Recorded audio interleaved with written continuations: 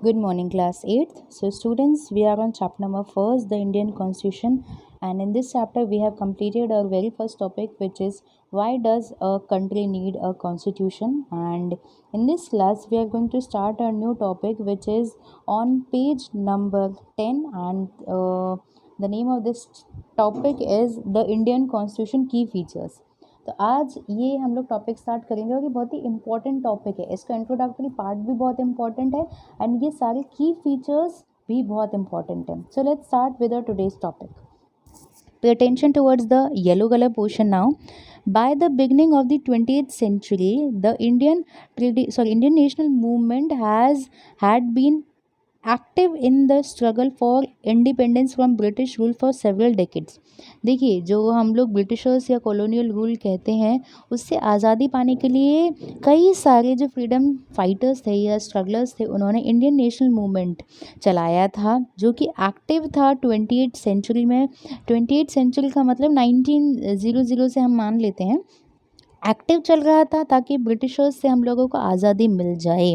The third line, during the freedom struggle, इस दौरान the nationalist had devoted a great deal of time to imagining and planning what a free India would be like. Under the British, they had been forced to obey rules that they had very little role in making. देखिए, अब freedom struggle के दौरान ही nationalist ने ये सोच के रखा हुआ था, इमेजिन कर लिया था, प्लान कर लिया था कि अगर फ्री इंडिया बनता है तो वो फ्री इंडिया कैसा होगा. जैसे अगर हम कहीं पर प्लान करते हैं कहीं जाने का, तो सोचने नहीं लग जाते कि हम वहाँ जाएंगे, किस तरीके से हमें कहाँ घूमना है. तो वही प्लानिंग. यहाँ घूमने की बात नहीं हो रही है, यहाँ पर बात हो रही है कि ऐसा फ्री इंडिया लोगों को चाहिए था, वो सोच के बैठ चुके थे. क्योंकि जो हम लोग अभी उस टाइम पर कॉलोनियल टाइम की इंडिया के टाइम पर जो हम लोग ज़िंदगी जी रहे थे, जो कि एक तरीके से बंदिश वाली ज़िंदगी थी, ऐसे कानूनों को हमें मानना पड़ता था, ऐसे रूल्स एंड रेगुलेशंस को हमें मानना पड़ता था जो कि हमने बनाए भी नहीं हैं. Now, pay attention towards the light blue color portion. The long experience of authoritarian rule under the colonial state convinced Indians that free India should be a democracy in which everyone should be treated equally and be allowed to participate in government. अब देखिए, यहाँ बात की जा रही है कि long experience से हमें ये पता चलता है colonial state convince Indians that free India should be democracy. वो जो फ्री इंडिया हमें मिलेगा उसमें डेमोक्रेसी रहेगी, जिसमें सभी लोगों को बराबर ट्रीट किया जाएगा, इक्वली ट्रीट किया जाएगा, जो कि कॉलोनियल पीरियड में नहीं किया जाता था. और सभी को पार्टिसिपेट करने का मौका मिलेगा, ये अलाउ किया गया ताकि सभी लोग जो आपकी गवर्नमेंट है उसको बनाने में अपना योगदान दे सकें. Green colour portion, what remain to be done then was to work out the ways in which a democratic government would be set up in India and rule that would determine its functioning. अब हमें कैसे पता चलेगा कि हमें अपने government या फिर डेमोक्रेसी को कैसे आगे चलाना पड़ेगा या कैसे चलाएं हम लोग. This was done not by one person. अब एक इंसान तो डिसाइड नहीं कर सकता है कि आगे जो आज़ादी वाला हमारे इंडिया में मिल रहा है वो कैसे चलाया जाए, कैसे गवर्न किया जाए. This was the light sorry for this. Yes, pay attention towards the last fifth line of the green color portion. This was not done by one person. एक इंसान ने नहीं किया, कम से कम 300 लोग थे जिन्होंने एक कॉन्स्टिट्यूशन बनाया. वो मेंबर थे कॉन्स्टिट्यूएंट असेंबली के इन 1946 एंड हु मीट पीरियडिकली. समय समय पर वो लोग मिलते रहते थे और लगभग 3 सालों में 2 years 11 months and 18 days लगे हमारे कॉन्स्टिट्यूशन को बनने में. उसके लिए वो सभी एक साथ मिलते थे और एक सहमत हुए 300 लोग कम से कम मिलकर, जिन्होंने हमारे इंडिया के कॉन्स्टिट्यूशन को बनाया. अब थोड़ा और डिस्कस करते हैं क्या है इंडिया के कॉन्स्टिट्यूशन के अंदर. Now pay attention towards the yellow colour portion. These members of the constituent assembly had a huge task before them. अब ऐसा तो है नहीं कि कहीं से भी कुछ भी ये लोग बना लेंगे, बहुत बड़ा टास्क था कॉन्स्टिट्यूशन को बनाना. The country was made up of several different communities. अब क्योंकि हमारी इंडिया यूनिफॉर्म नहीं थी, अलग अलग तरीके के रिलीजन के लोग फेस्टिवल मनाते हैं यहाँ पर, अलग कास्ट के लोग रहते हैं, बिलीव्स के लोग रहते हैं, तो इन सभी को एक साथ लाना, एक कॉन्स्टिट्यूशन के अंडर में लाना आसान बात नहीं थी. Second line, country was made up of several different communities who spoke different languages. 1600 हमारे इंडिया में बोलियां हैं, 22 ऑफिशियल लैंग्वेजेस हैं। तो ये सारी इतनी सारी वैरायटी नहीं बोलते, डाइवर्सिटी बोलेंगे हम लोग। Different languages belong to different religion, distinct cultures, ये सारे देखते हुए हम लोगों ने कॉन्स्टिट्यूशन को, हम लोगों ने नहीं, उन 300 लोगों ने कॉन्स्टिट्यूशन को बनाया था। Second last line of the yellow color portion. Also, when the constitution was being written, India was going through considerable turmoil. और जब हमारा कॉन्स्टिट्यूशन बन भी रहा था ना, तो उस टाइम पर जो आज़ादी हमें जस्ट मिली ही है और हम लोग बहुत सारे दंगों के बीच में फंसे हुए हैं, तो उथल पुथल का माहौल था उस टाइम पर जब कॉन्स्टिट्यूशन की फॉर्मेशन हो रही थी। Now the light blue color portion, the partition of the country in India Pakistan was imminent. Some of the princely states remained undecided about their future. The socio-economic condition of the vast mass of people operated dismal. अब देखिए क्या क्या appeared dismal, sorry, यहाँ पर क्या क्या हो रहा है, अभी बस जस्ट इंडिया और पाकिस्तान का विभाजन हुआ ही है। प्रिंसली स्टेट्स ने ये डिसाइड नहीं किया कि वो इंडिया के साथ जाना चाहते हैं या फिर पाकिस्तान के साथ मर्ज आउट होना चाहती है।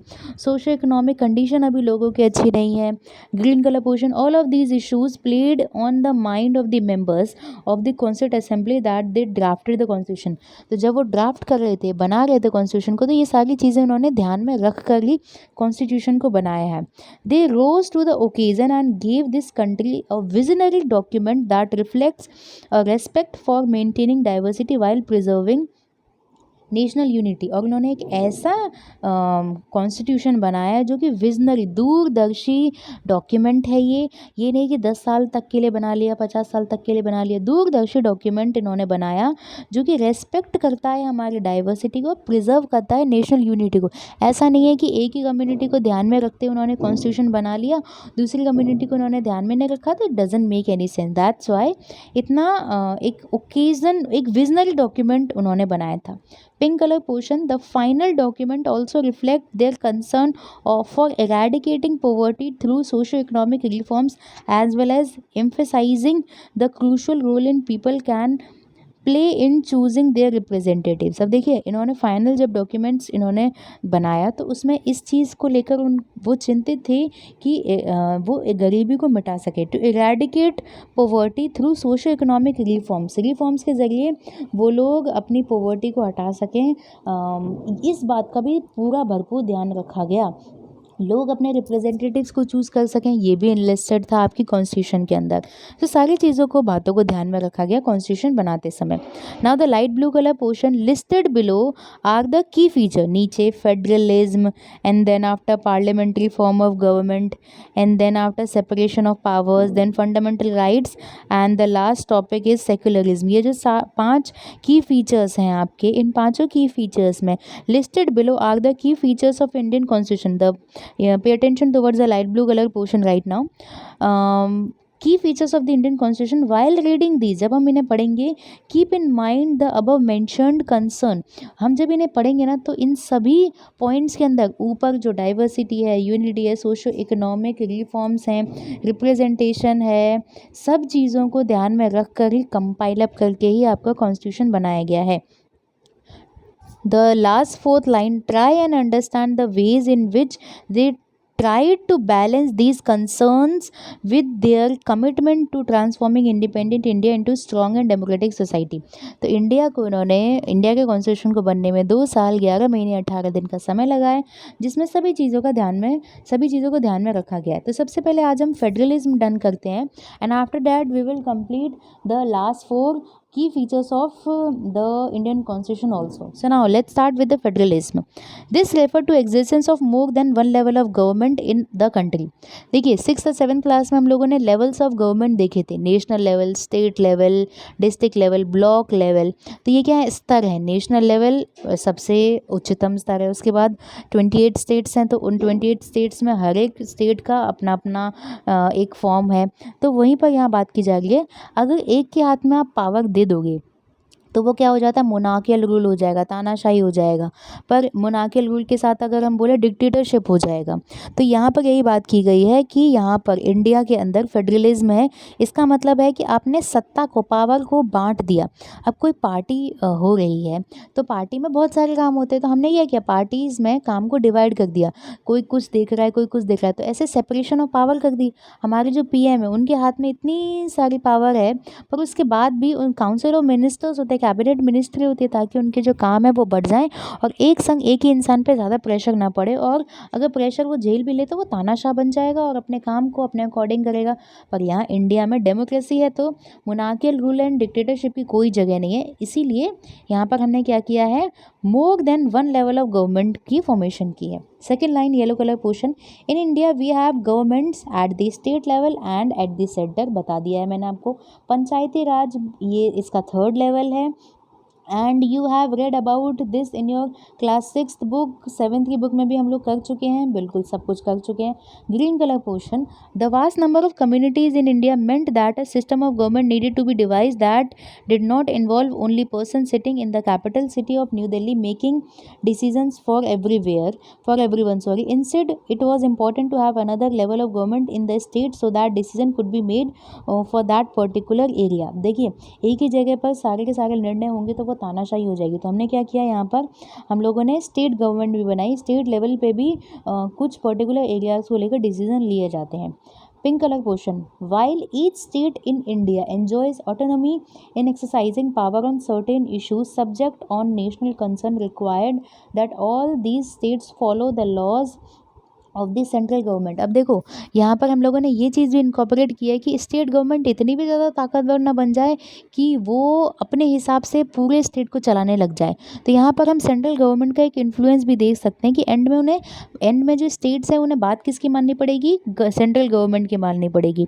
Each state, pink colour portion, each state in India enjoy autonomy in exercising power on certain issues subjects of national concern, required that only these state follow, यहाँ पर लॉ किसका फॉलो करेंगे, वो सेंट्रल गवर्नमेंट का। The constitution contain list that detail the issues that each tier of government can make loss. अब देखो, कानून किस किस को कहाँ कहाँ का बनाना है, तो वो हम कैसे डिसाइड करेंगे, 3 लिस्ट है हमारी, एक यूनियन लिस्ट है, एक स्टेट लिस्ट है और एक कॉन्करेंट लिस्ट है।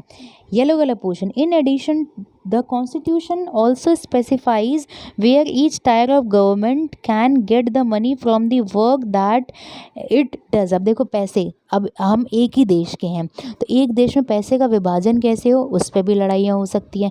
तो कॉन्स्टिट्यूशन में ये सारी भी चीज़ें बताई गई हैं। जैसे मैंने अभी आपको लिस्ट बताई, यूनियन लिस्ट बताई, यूनियन लिस्ट मतलब केंद्र सरकार इस बारे में फैसला लेगी, इसके अंदर हम लोग रक्षा मंत्रालय ला सकते हैं, रेलवे ला सकते हैं।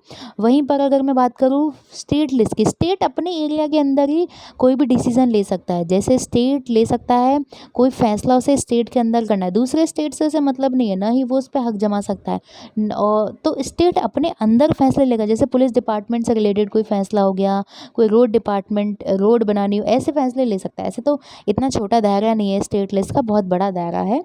So third line of the yellow colour portion, under federalism. अब देखिए, हमने बात कर ली पैसे की, जैसे टैक्स की बात करूँ मैं, पेट्रोल पर टैक्स अलग अलग जगह अलग अलग है।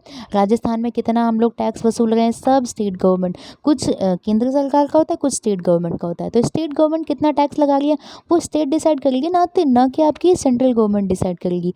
तो ये क्या है, सेंट्रल का स्टेट गवर्नमेंट का अपना खुद का डिसीजन हो सकता है। Now the third line, under federalism the state are not merely agents of federal government but draw their authority from the constitution as well. All persons of India are governed by laws, policies made by each of these levels of government. हर एक level पे किस किस तरीके के कानून बने गए हैं उस हिसाब से हमारे इंडिया में गवर्नमेंट रन करती है। नेशनल गवर्नमेंट की बात एक तरीके से सर्वोपरि है, उसके बाद अदर टाइज की यहाँ पर बात आती है। सो फेडरलिज्म का मतलब पावर को डिवाइड कर देना, तभी आपका जो काम है वो अच्छे से हो पाता है। एक के हाथ में पावर हो जाती है तो वो एक तरीके से तानाशाह बन सकता है। So by this topic we have completed the very first key feature of our Indian Constitution. In the next class, we will discuss parliamentary form of government, separation of powers, fundamental rights, and secularism. So that's it for today's class. Thank you.